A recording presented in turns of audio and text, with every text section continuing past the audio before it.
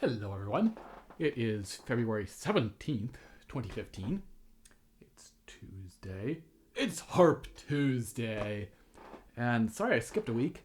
Just been busy. Didn't quite manage to fit in recording an episode in last week. So I'm going to try to catch up at some point in the future. Perhaps not next week because I'm still fairly busy. But I thought I would go ahead and do one more of the Ribambelle collection by Bernard Andrès. And that one that you just heard was number 8, which I think I mentioned. They're all really nice, right? That one, we did 1 and 2, number 5, number 3. Lots of good stuff in here, but that number 8 is quite an effective piece. And, it's an example of how a piece can be very effective. It can touch one without needing a whole bunch of notes, right? And then, of course, the fewer notes that we have, the more important it is to what we do with them. And so I thought I'd just talk about a few things on this one. Let's see. So starting with the opening chords, with these big chords here. You could change to 2 and 3 on the second chord. Definitely change to 2 and 3 on the bottom of the third chord. But to start with, I think 3 and 4 on the right hand. So, 4, 3, 1. Change. I can't remember what I did. So one of the things to be aware of is that, for example, on this first chord, we have 3 and 4 on the bottom, no 2 and 1, which is perhaps something we're not quite as used to. We're used to doing 3, 2, 1, or 4, 3, 2, 1, but now we're missing 2. So it can perhaps feel a little strange, right? The fingers are, wait a minute, where's 2? We also have that extra gap, right? That for the ear, we go, and then we're jumping this C that we might expect to have, or actually, I guess in this case, the D, because it's a D minor. So we have this slightly larger gap for our ear and for our fingers, so just trying to make sure that even though there is kind of that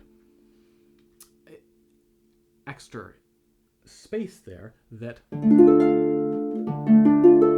it's even and effective.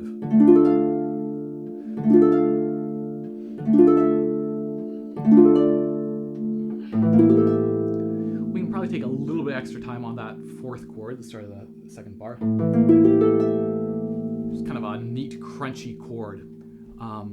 So being aware of those shapes of the chords, of the extra space, and just paying a little bit of extra attention to those. And then I was actually just been with a couple students thinking about just approaching chords, right? And how I had somebody email me about this recently, well, somewhat recently as well. Wondering, are you supposed to approach chords like from the bottom up or from the top down? And of course, what you want to do is approach them just as a whole. Perhaps even thinking of the inside, but just that when we find these chords, what we're trying to do is train our hands to just open up onto those chords so that we don't have to feel like we're building the chord, in a sense that when we open, we're just finding that chord. So here, with these kind of somewhat weird or unexpected chords on some of these, still just trying to fall on naturally, or this big crunchy chord right here. Just seeing if we can find that. You can see how little movement I'm doing with my arm or my hand in terms of like getting onto the strings. I'm not having to build it up at all. I'm just falling right on the strings there.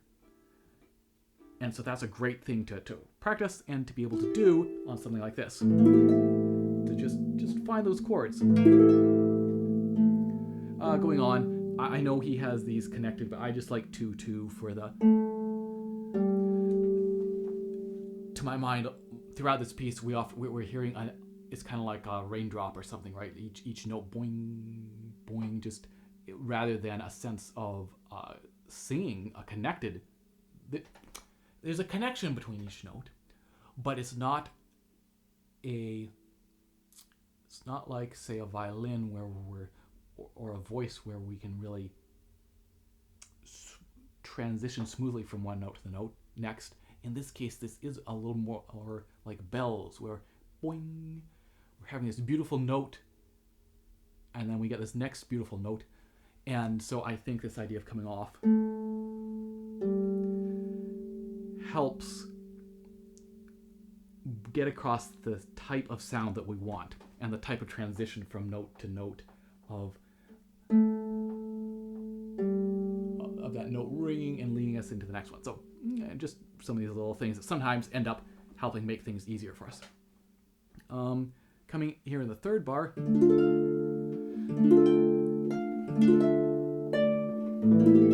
various possible fingerings. One, so like we might play this, we might then go ahead and find everything except for the thumb and play the F and then have the bottom ready for, and we could do that again. Or for that last one, we could do 2 and then reach down. It's slow enough that we can get away with that. If it's fast, we definitely want to be just using the thumb on the top and trying to grab the bottom of the chord ahead of time. Because it's slower,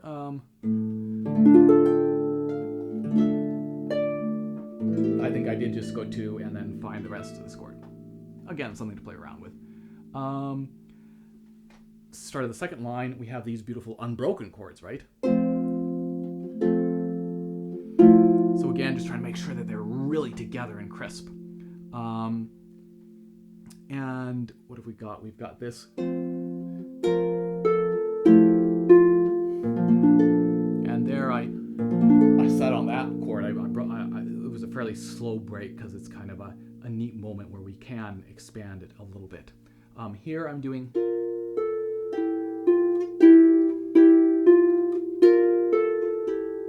And this is that idea of one of these things that's a little hard initially, right? To place 3, 2, 1, play 1 and 3 at the same time, and have them sound right together, right? When you first initially try that, probably, or so trying to coordinate the two of them, and again here. But it means that we can go ahead and place that inside note, and we don't have to find it and risk buzzing. And here we are wanting a little bit more of a smooth quality of a very legato line coming down there. So again, another possible fingering. Right at the end of this first half, and I didn't repeat, by the way, the first 2.5 lines. When we get this, you might play, oh, you can't see, unfortunately, sorry, but you might play that low D. You might just play it down a little bit. Sorry, I can't zoom out any further. Just a little bit closer to the soundboard. So I'm not super close to the soundboard. I'm not way down here, but just by going a little lower on the string, it changes the sound quality of that string, and to my mind, I think that's a spot where we want it a little cleaner, and that might be something to try and experiment with. And then finally, we get these beautiful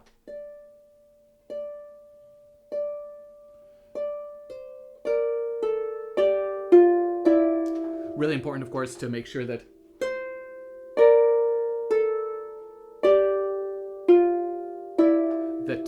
our left and right hand are coming exactly together.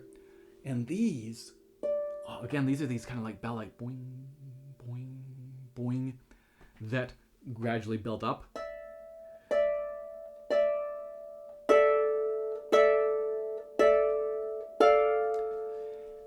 So one thing to think about here is, coming up and away, a little bit of wrist movement, a little bit of arm movement, and then delaying the placing until the last minute, because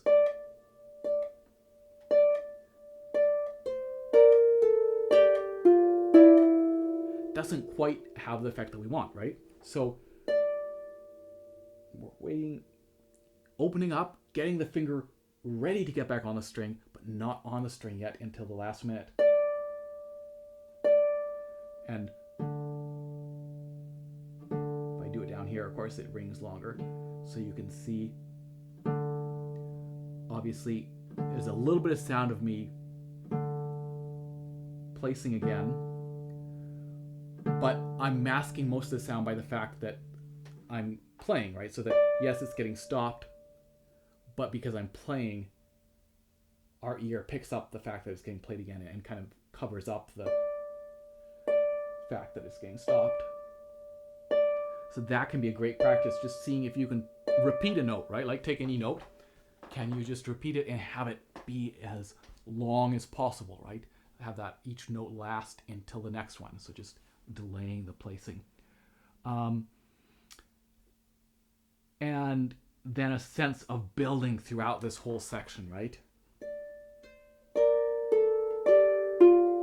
Oh, these crunchy little seconds, enjoying that. And here we are into this D minor. And then somehow... So, I've been posting on my blog, by the way. I know I don't post as much as I should, but I've been doing every Sunday a collection of interesting links, and I have a series of articles, 3 articles about mistakes. I've got the first one written, so it should be going up soon. So anyway, check my blog out. But I was looking at auditory illusions, and one of the ones I came across but I didn't post was just this endless progression, this illusion that it sounds like the tone, the pitch is constantly rising, but in fact it's just going back to where it was again. So here, again, we kind of have that sense of it's building, it's building, it's building, it's building, it's building, and when we go back to the repeat, it's still building, but we have to kind of back off somewhere in there because we don't want it to... The volume level shouldn't go on shouldn't continually rise, so that the intensity it keeps feeling more intense and more intense and more intense, but at some point, we want to get...